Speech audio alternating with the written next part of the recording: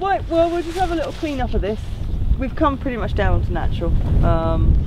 It doesn't look like our amazing Iron Age settlement is here. It's just manganese throwing the geophysics results off. Never mind, however, it does then create the perfect opportunity to learn how to trowel. So, look at me, I mean, I've been in this for years, I've got blisters. That's probably wearing the ring, but you know. So it will hurt hands, it usually does. But you always start, if you're troweling straight, you start at one end generally and work backwards. With a group of you like this, we'll just, you know, have a bit of a go in different places. That's fine. Say it is natural, so we're not going to disturb anything. To trowel, you want to use the flat area here. Now, most people pull like that. In fact, what you want to do is slightly angle, put the weight on that edge, and yeah, it's actually more like a sort of almost, you're just taking the surface a few millimetres off. Although on this stuff it's actually quite difficult because this is hard.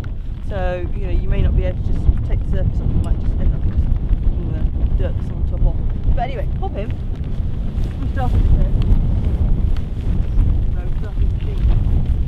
And you can see how hard it is. This is what I had a foot with earlier, just to see what we were coming down onto. And it just sort of bounces back at you. It's pretty solid. So with this stuff, you can actually be as hard as you want to with this, because you can see this isn't going to go anywhere. This is hard. So you can really put the pressure on. Get in there, give it a good hard scrape. Most of the time, unless you're doing something incredibly delicate like a mortar floor or a Roman pavement or something like that, archaeology isn't actually that delicate. A lot of people sort of go, ooh, it's old, and tickle at it. Yeah. Most of the time what you're doing, you don't need to do that. It's pretty robust stuff. And what you're aiming for is a surface where you can see all the colour changes, where it's really clear what's going on. So you've got all these loose crumbs of dirt off, like this. You come back and then you can start to see all the differences in colours, and you feel the differences as well. Again, this is all pretty much natural. The stripes are darker is where the plough's gone through it in the past, so that's what's creating that. But normally when you're troweling an area back, you do it not only to show the colour changes, so you can see pits, ditches, that kind of thing, but also your trowel is an extension of your hand and you actually feel the differences. So you can feel when it goes hard to soft, which probably means a fill or something like that, disturbed ground. So that's why a lot of us don't wear gloves all the time as well, because it deadens that sensitivity.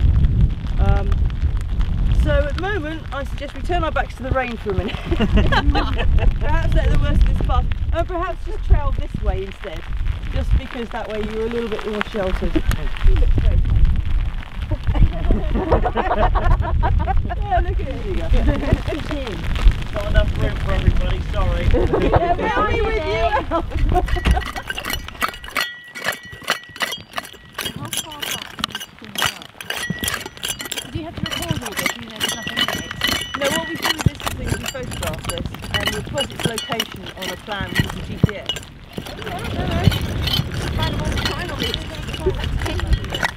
Yeah, that's cool. I mean, really what it